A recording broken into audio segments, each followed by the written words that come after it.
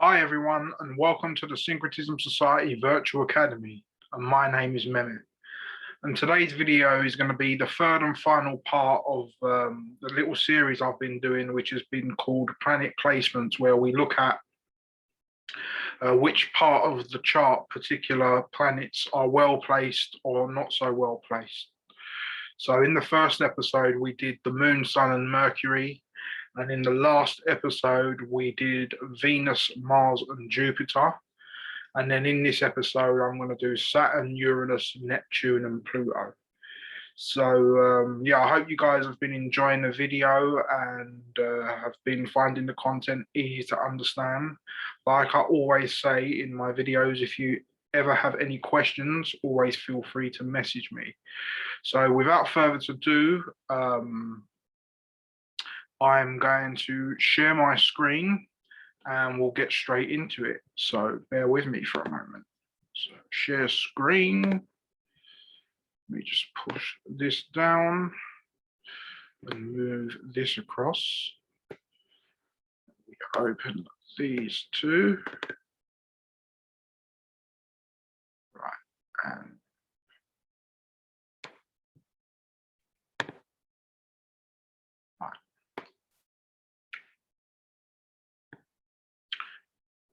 so the first one we're going to talk about in this lesson will be the planet of Saturn. So we're going to look at which houses that Saturn rules in and exalts in, and where its weak houses would be. So the two main signs for the rulership of Saturn is Capricorn and Aquarius, and they are the 10th house and the 11th house, as you can see here. So if I just go to my next slide, we can, if we look at the sign of Libra, here you can see that Saturn is exalted in Libra also. Like I've mentioned before, exaltation means where the planet starts its journey. So you have rulerships, which is where it's strongest at, and then exaltation is where the planet starts its journey. So what I'm going to do, I'm going to go back to the other diagram because it's a bit more clearer than this one. So right, yeah, so Venus exalts in Libra. Sorry, should I say Saturn exalts in Libra because this is when autumn starts. And obviously, as we've spoken about in the lessons about planets and what they're about, Saturn's humor is cold and dry. So it's very fitting that it exalts in Libra because this is when the cold and dry season happens, autumn, everything starts drying up, we start getting red leaves. So it's very fitting that Saturn exalts in the sign of Libra. Also in mythology, Saturn is set, and we know that on a daily cycle, the sun rises in Aries and sets in Libra. So that's another reason why it corresponds with Saturn, because the sun controls the daytime and then Libra controls the nighttime. So that's why also Saturn corresponds with Libra and the balance point. It's also about wisdom. Libra is a lot about wisdom and being balanced. So that's another reason why Saturn corresponds with the sign of Libra. And also, in relation to the 7th house, the 7th house is about justice. It's a lot to do with the law. So again, that's another connection of why Saturn does well in the sign of Libra. So obviously, its two ruling planets are opposing the rulership of the sun and the moon, so that you can see how Jesus and Satan are always opposing each other. From this axis here, you see Aquarius in Saturn and the sun in Leo, and then you see the moon in Cancer and Saturn in Capricorn as well. So yeah, so in Capricorn, it's the element of Capricorn is earth, and the element of Aquarius is air. So Saturn in Capricorn is a great placement because Saturn is about Capricorn, should I say, is about um, the public career and about politics and about career. So obviously within that field, you have to be disciplined and structured. And the planet of Saturn is about structure. So that's why it rules in this part, which is the 10th house, about career, politics, the public life. But also as well, the reason why Saturn rules here in relation to mythology is because this is where Jesus gets crucified on the cross. This Capricorn happens in Christmas. So Capricorn signifies the sacrificial goat. And obviously the goat starts climbing up towards the Tropic of Cancer. So this is the Tropic of Capricorn. This is the Tropic of Cancer. Obviously, this visual is from a Northern Hemisphere perspective, because some of you may think, oh yeah, but in some of the diagrams, Cancer's up here and Capricorn's down here. Yeah, that would be from a Southern Hemisphere perspective. They're both correct. It just depends at which way you look at it from. So Saturn in Aquarius is a different type of Saturn. I kind of see one as more of a blue shift and one as a red shift. I see kind of this Saturn as the materialist Saturn, the one who's deceiving and wants a lot of material, like, again, because it correlates with politics. So this is like the politician's arena in relation to Saturn. But Saturn in Aquarius is more about the old man and of wisdom and knowledge. And that's why Saturn, should I say, Aquarius, the water bearer, as you can see the sign here, is pouring out the wisdom. So you can, I always say this in a lot of my videos, that both planets have a good and a bad side. Not necessarily good and bad. I don't like to use that word. Let's say, yeah, just a polarity to them. So you've got in Aquarius, Saturn is male, but in Capricorn, Saturn is female. Obviously, this is in relation to the elements, because Earth is considered a female element, and air of Aquarius is considered masculine. So yeah, so just a quick recap. So Saturn exalts in Libra, rules in Capricorn and Aquarius.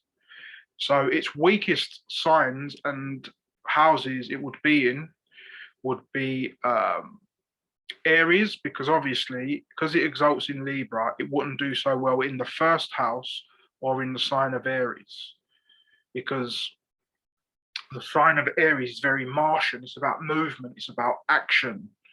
It's about the blood flowing. But if you have Saturn in here, Saturn is about restriction and boundaries. So if you have Saturn in Aries, it would kind of restrict that blood flow, if that makes sense, or that Aryan energy. It will kind of push it down a bit. It won't be so good. And the same with if Saturn is in Leo, because Leo, again, is ruled by the sun, very hot and fiery. Saturn is cold and dry. So again, it doesn't do well here. The humor of Saturn is totally opposite of that of Leo, which is the heart of summer. Whereas here in Aquarius is the heart of winter. So again, you can see that opposition here. And also, again, same thing with this opposition. Saturn in Cancer is not a good placement, because the sign of Cancer is about the mother and the home, and it's about feelings and emotions. So again, the cold and dry humor of Saturn doesn't really correlate with homely things. It correlates more to do with 10th house stuff, which is the public. And in relation to like Aquarius, it correlates more to do with wisdom and yeah, pouring out the knowledge and being that like teacher, if that makes sense. So yeah, so just a quick overview. The best houses for Saturn are 7, 10, and 11. And its not so good houses would be 1st, 4th, and 5th. And yeah, like I always say in my videos, this can like vary as well, depending on like what combination you have in your chart. So you could have Saturn in Capricorn, which would be good. But then if you had it in the 4th house, it would be in the wrong area of life.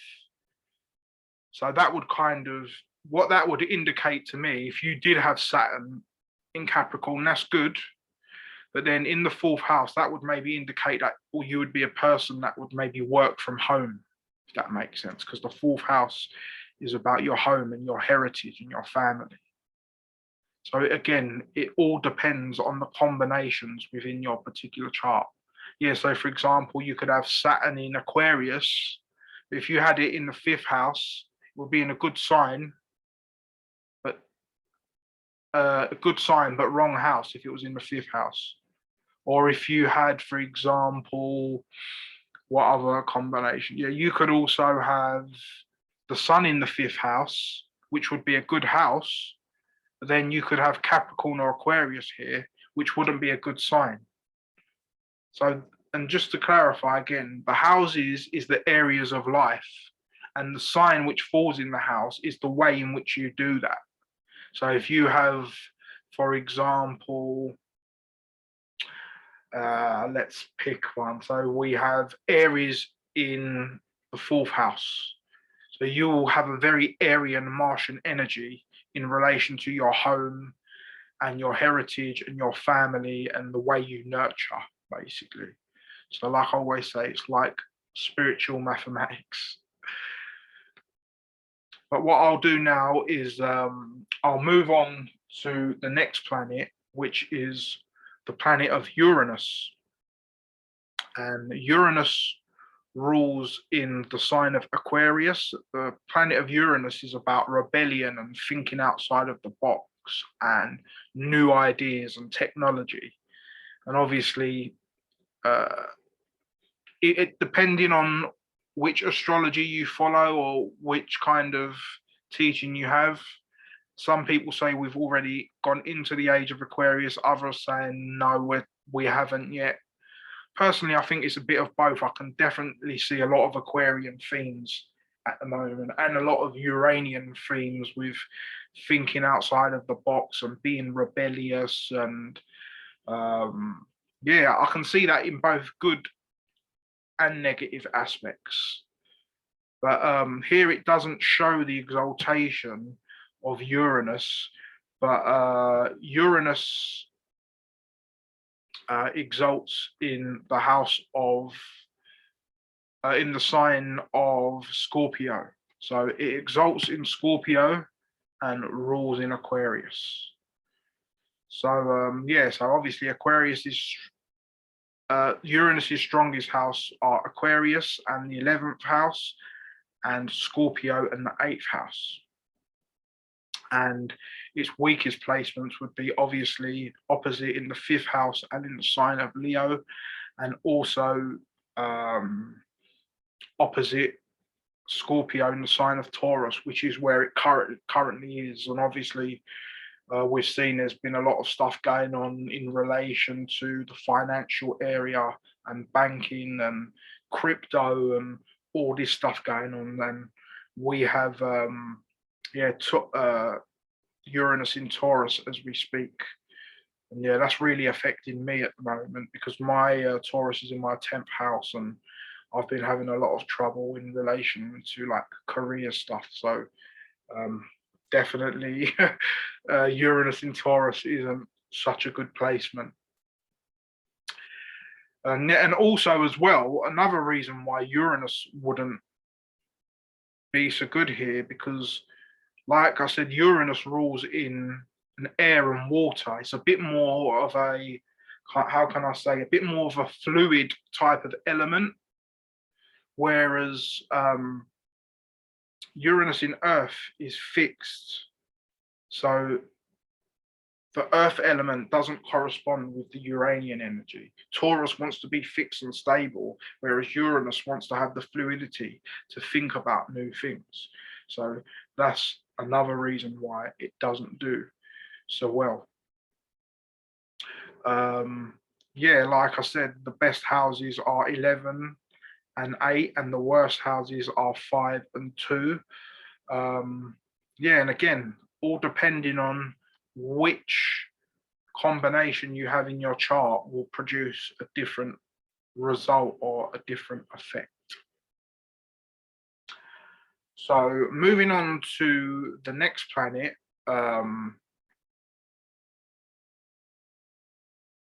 is Neptune. Neptune rules in the sign of Pisces, which is the 12th house. So its best placements are in the 12th house and in the sign of Pisces. Obviously, Neptune in mythology is Poseidon, the water god. So it correlates very, very well with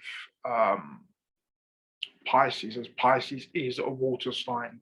In terms of the exaltation, on my board, I haven't given it an exaltation because through my study and my research, I've seen people say that Neptune exalts in Cancer. I've seen people say it exalts in Leo. So there's a bit of a mystery to that.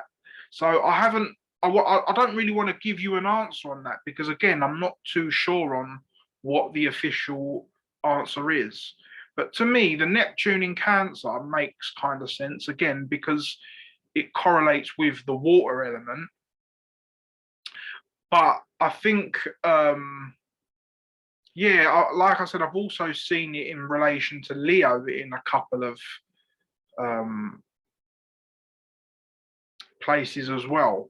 But again, because of the uncertainty, I'm not going to tell you it exalts in a particular signs. Even in some books, like I think like the Practical Astrologer book I've been using, it doesn't even give it an exaltation. It just says it rules in Neptune. Neptune rules in Pisces. And it's also considered a co-ruler. The planets of Uranus, Neptune, and Pluto are known as co-rulers because they are out of our physical sight. We can only see Moon, Mercury, Venus, Sun, Mars, Jupiter, and Saturn with the physical eye. The only time we can see the other three is through technology or through a telescope. And I always say that I see the 7 main luminaries or planets as more physical, that influence the physical world, where I kind of see Neptune, Uranus, Neptune, and Pluto as more of a spiritual or mental kind of influence, if that makes sense. When I think of Neptune, I think of the third eye here. This is what I think of.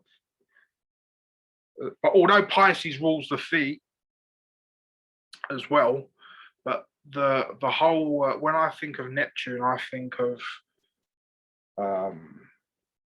yeah, like that dreamy kind of state. So it reminds me a lot of the third eye. Yeah, so obviously, yeah, it does well in Pisces. Pisces is about self-undoing and karma. On a more negative note, Neptune has a lot to do with like deception, and also correlates a lot with using drugs. But again, that all depends on where it is in your chart and how it's aspected. So doesn't mean that, because obviously we've all got all of these in our charts, but it just depends on where it is in your chart. So yeah, obviously its strongest placement would be the 12th house and the sign of Pisces, like I said. Sorry if I keep repeating myself in these, I'm just kind of saying it to, so I just don't say it once and then you forget. I'm just trying to put the point across, if that makes sense. So yeah, its weakest placement would be in Virgo and the sixth house. And finally, the last planet I'm going to talk about is Pluto. Pluto rules in the sign of Scorpio. And again, in relation to the exaltation, again, I've seen too many different answers to give you a clarified answer. So I won't do that again. So I'll just talk about Pluto in relation to the eighth house and Scorpio. So obviously we know the sign of Scorpio is about death and transformation. And Pluto's energy definitely correlates with Scorpio, and to do with sex as well. So like sex, death, transformation, the occult, because Pluto is like the underworld.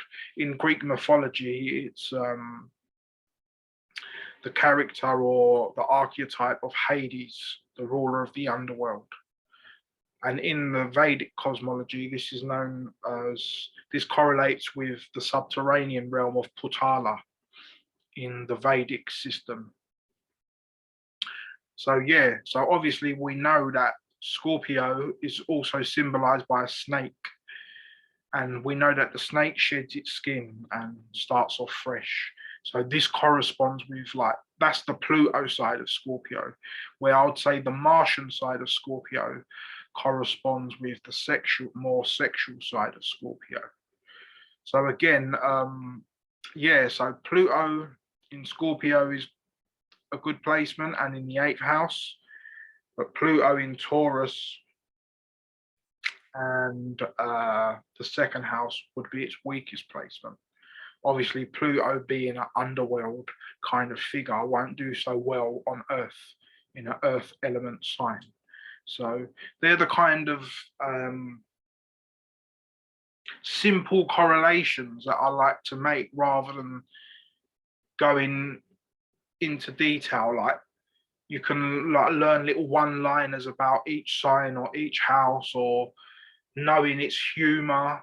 You can then think, okay, so if this is cold and dry, for example, and it's in a fire sign, it won't do so well. So there are other little methods and tactics you can use to learn about where particular planets are placed, whether it's good or bad, for example. So I think that's it. I've covered it. I've covered most of them, but what I'll just do, I'll go over it all again before we wrap up. So Saturn, best places are Capricorn, Aquarius, and Libra. Worst places are Aries, Cancer, and Leo. And then Uranus, best places are Aquarius and Scorpio. And worst places are Leo and Taurus. And then Neptune, best place is Pisces, and worst placement is Virgo. And then you've got Pluto's best placement is the eighth house and Scorpio, and the worst placement is the second house and Taurus. So I'll stop sharing my screen. Like I said, if you guys ever have any questions or I've not made anything clear, always feel free to message me and I can go over it with you, or even if you want a private reading with me, you can do that as well.